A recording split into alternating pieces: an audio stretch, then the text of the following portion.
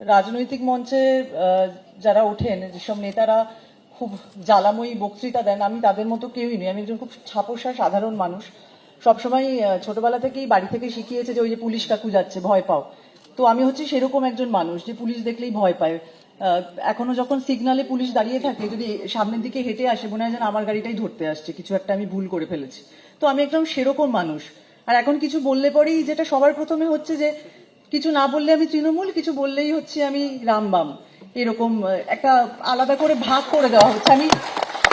আমারই একজন সহ অভিনেতা জিতু এক্ষুনি বললো যে আমার একটি ভোটার কার্ড আছে, আধার কার্ড, তাহলে এত কষ্ট করে করা হলো, কত ঝামেলা বলুন তো এইসব করার জন্য, এটার সাথে এটা যুক্ত করো, ওই অনলাইনে এইসব সমস্ত করে এত কিছু যে করলাম, তাহলে তো কোনো মানেই না, দাঁড়ালো না। তাহলে তো একটা দলের আন্ডারে কাজ করলেই হতো আর কি। সেরকম তো কোনোদিন কিছু করলাম না, কিন্তু তারপরেও কেন এত যে ট্রোল হতে হয় সোশ্যাল মিডিয়াতে? কাজের জন্য হলাম ঠিক আছে, কিন্তু প্রতিবাদ করলেও ট্রোল হচ্ছি। মানে এইরকম অদ্ভুত আমি কোনোদিন কোন দেশে আছি সেটাই বুঝতে পারি না। যাই হোক, খুব সাধারণ ছাপোষা করি একটু কথা বলছি। আমরা একটি দল, মানে আমাদের হঠাৎ করে 14 তারিখে রাত্রিবেলা যখন আমরা হাঁটলাম, হাঁটার পরে বুঝতে পারলাম যে কি জানি কোনো মানে না রেখেই বোধহয় হাঁটছি, এটা কোথায় গিয়ে পৌঁছবো। বুকের ভেতরে একটা খুব কষ্ট হচ্ছিল, কান্না পাচ্ছিল, কিন্তু কাঁদতে পারছি না। তার কারণ আমার মনে হয় কান্নাটাকে না সবাই আমরা একটু চেপে রাখি, কাঁদলেই না একটা কেমন শরীরটা ছেড়ে দিচ্ছে, রিল্যাক্স হয়ে যাচ্ছি। আমি রিল্যাক্স হতে চাই না, আমি আমি এই কান্নাটাকে চেপে রাখতে চাই, যাতে এটা অনেক দূর অব্দি পৌঁছতে পারি। তো আরজি করের সামনে 15 তারিখ রাত্রিবেলা যখন যাই, হঠাৎ করে কিছু ছেলেমেয়ের সাথে আলাপ হয়ে যায়। তারা প্রচন্ড যে সৈনিধি চলো, এখানে চলো, নবান্ন চলো, কালীঘাট চলো, কিছু একটা করতে হবে, পারছি না, বাড়িতে বসে থাকতে পারছি না। ভদ্রেশ্বর থেকে একটা মেয়ে এসছে, রোগা শীর্ণ জীর্ণ একটি মেয়ে। আমি বললাম তুই কি করে বাড়ি যাবি এত রাতে?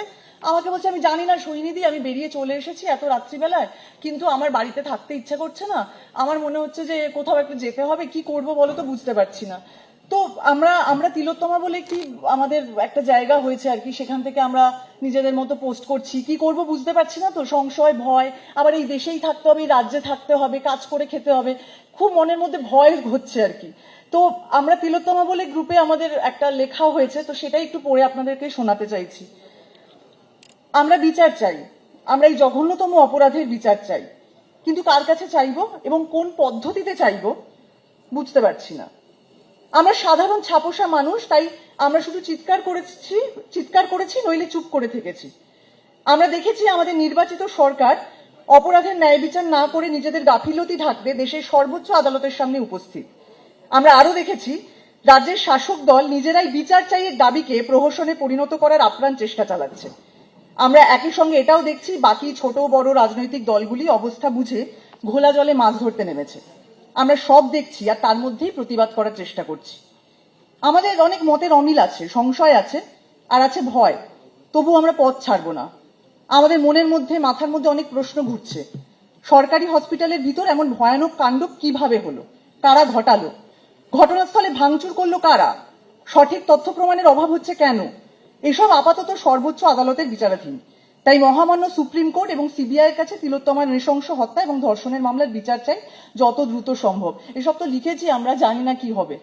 খবর দেখছি আর প্রশ্ন উঠছে, 2023-এ প্রাক্তন ডেপুটি সুপার আক্তার আলী আরজি কর হসপিটালের দুর্নীতি এবং সন্দীপ ঘোষের বিরুদ্ধে প্রশাসনের কাছে অভিযোগ জানানো সত্ত্বেও কেন কোনো পদক্ষেপ নেওয়া হয়নি?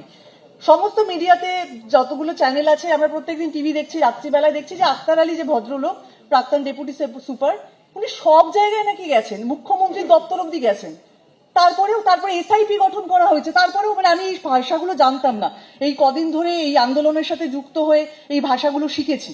এসআইপি, তাহলে কেন কোনো কথা হয়নি? কেন সবাই মুখ বুজেছিল? মানে সবাই অন্যদিকে যতগুলো জায়গায় প্রথম সারির যতগুলো মিডিয়া চ্যানেল যেখানে যে কথা হচ্ছে, সবাই মানে বিভিন্ন রাজনৈতিক দলের নেতারা আসছেন, তো যখনই কোনো প্রশ্ন হচ্ছে আমাদের সরকারের তরফ থেকে যার মুখপাত্র, তিনি সবকিছু অন্যদিকে ঘুরিয়ে দিচ্ছেন। তিনি বলছেন অমুক রাজ্যে তো ওইটা হয়েছিল, তাহলে তখন কেন হয়নি? যাই বলা হচ্ছে তখন একটা অন্যদিকে নিয়ে যাওয়া হচ্ছে। এবং এখন বলা হচ্ছে যে বিচার চাইতে গেলে তো সুপ্রিম কোর্টের কাছে বিচার চাও, সিবিআই এর কাছে বিচার চাও, সরকারের কাছে বিচার চেয়ে কি হবে? এক্ষুনি আসার আগে এক্ষুনি একটা প্রথম সারির চ্যানেলে দেখলাম যে সেদিন রাত্রিবেলায় প্রায় টিকিট কেটে ঢোকার মতো ওই সেমিনার রুমে সবাই ঢুকেছিল। এত লোক ঢুকলো কিভাবে সেমিনার রুমে? কারা ঢোকালো? পুলিশ তো ছিল সেখানে, তাহলে পুলিশ কি করলো? মানে এই প্রশ্নগুলো তাহলে এখন সিবিআই এসে কি করবে? মানে সিবিআই এর কাছে তো এখন কোনো তথ্য প্রমাণই নেই যা দেখতে পাচ্ছি। তার মানে প্রত্যেকটা ভারতবর্ষে যা কেস হয় বেশিরভাগ কেস ঝুলে থাকে, আমাদের যখন মৃত্যু পর্যন্ত তখন আমরা বৃদ্ধ হয়ে কাঁপতে কাঁপতে বলবো ওই যে একটা ঘটনা হয়েছিল, আমরা আন্দোলনে গেছিলাম কিন্তু কোনো বিচার হলো না, আবার সেটাও এরকমই থেকে যাবে। আমাদের আমাদের আরো কিছু এবার আমি আবার আমাদের লেখাটায় পড়ছি। সরকারি হসপিটালের ভিতর এগুলো পড়া হয়ে গেল। প্রশ্ন উঠেছে শুধু সরকারি নয়, বেসরকারি ছোট সংস্থা বা বিগ কর্পোরেট কর্মীদের নিরাপত্তার কি হবে? এর বাইরেও যে বিপুল সহনাগরিক অসংগঠিত ক্ষেত্রে ঘাম ছড়িয়ে দেশকে সচল রাখেন সর্বত্র, তাদের সুরক্ষার কি হবে? এরকম অনেক প্রশ্ন উঠে আসছে। যে গুটি কয়েক মানুষ এসব বলার চেষ্টা করেছেন, মানে আক্তার আলীর মতো, আমরা তাদের চিরকাল উপেক্ষা করেছি। এখন দুয়ারে আমাদের গুন্ডাতন্ত্র, দুয়ারে দুর্নীতি, দুয়ারে ধর্ষণ, খুন এসে পড়েছে। তাই আমরা বাধ্য হয়ে আজকে পথে নেমেছি। এবার আর দলবাজিতে সময় নষ্ট না করে অন্তত নাগরিক হিসেবে টিকে থাকার জন্য পথে থাকতেই হবে। বর্তমান পৃথিবীতে কোনো রাষ্ট্রের উপর সম্পূর্ণ নির্ভরশীল হবার দিন গেছে। প্রশ্ন তুলতেই হবে প্রতিনিয়ত, যতক্ষণ না উপযুক্ত বিশ্বাসযোগ্য উত্তর পাচ্ছি। বুঝে গেছি থামলে চলবে না। নিজেদের অধিকার, নিজেদের দাবি নিজেদেরকেই বুঝে নিতে হবে। দরকার হলে লড়াই করেই আদায় করতে হবে একজন সাধারণ মানুষ হিসেবে। ছোটবেলায় শুনতাম যে পড়াশোনায় ভালো না হলে নাকি ডাক্তার হওয়া যায় না, ডাক্তার হওয়ার জন্য প্রচুর নাম্বার পেতে হয়, প্রচুর খাটাখাটনি করতে হয়। তো এখন দেখছি যে শুধু তো সেটা করলেও চলে না, মানে এখন তো দেখছি যে কিভাবে এই রাজনৈতিক নেতারা যারা রয়েছেন তাদেরকেও কিভাবে সামাল দেব, একটা সামান্য জায়গাতে কিভাবে, মানে আমি দূরে থাকি, মফস্বলে থাকি, সেখান থেকে আমার বাবা মা, মধ্যবিত্ত বাবা মা, তাদের সমস্ত পুঁজি দিয়ে আমাকে ডাক্তার হওয়ার জন্য তারা লড়াই করছেন। সেখানে আমাকে কি করে একটা আমি ঘর পাবো, কি করে একটা মানে পড়াশোনা করে পাশ ফেল, সবকিছুই সেই সব নেতারা কন্ট্রোল করছেন। বিভিন্ন লবির কথা শোনা যাচ্ছে, কোথা থেকে এলো এগুলো? মানে আমরা তো কোনোদিনও, আজকে তো তিলোত্তমার মৃত্যু আমাদের সবটা চোখে আঙুল তুলে দেখিয়ে দিল। না হলে তো আমি বসে বসে তাহলে ছবি বানাতাম, অভিনয় করতাম, ওই রিল বানাতাম, পোস্ট করতাম, হয়ে যেত, আমার তো কাজ শেষ হয়ে গেল। কিন্তু এই যে নাগরিক হিসেবে আমাদের যে দায়িত্ব, তিলোত্তমার মৃত্যু সেটা বোধহয় আমাদেরকে একেবারে দাগিয়ে দিল যে এবার তোমাদেরকে পথে নামতে হবে। না হলে পরে এই যে আন্দোলনে আমরা নেমেছি, আমাদেরও কিন্তু একটা সময় তিলোত্তমার মতোই অবস্থা হবে। এইটা আমি লিখে দিতে পারি, এটা আমি বলে দিতে পারি যে এখানে আমরা যারা আছি, যারা এখানে বসে আছেন, আমি তো বহুদিন ধরেই আরজি কর এবং মেডিকেল কলেজের এই জুনিয়র ডাক্তারদের সাথে কথা বলছি। ওরাও কিন্তু আর ভালো থাকবে না, ওদেরকে ফেল করিয়ে দিয়ে কোথাও একটা ওদের বয়সটা পার করিয়ে দিয়ে এমন কোথাও পাঠিয়ে দেবে, তাদের আমরা কোনোদিন এরপরে যদি আমরা আন্দোলনটা শেষ করে দিই, তারপরে ওদের হদিশও আমরা খুঁজে পাবো না, নিজেদেরও হয়তো খুঁজে পাবো না, ওদেরকেও আর পাবো না।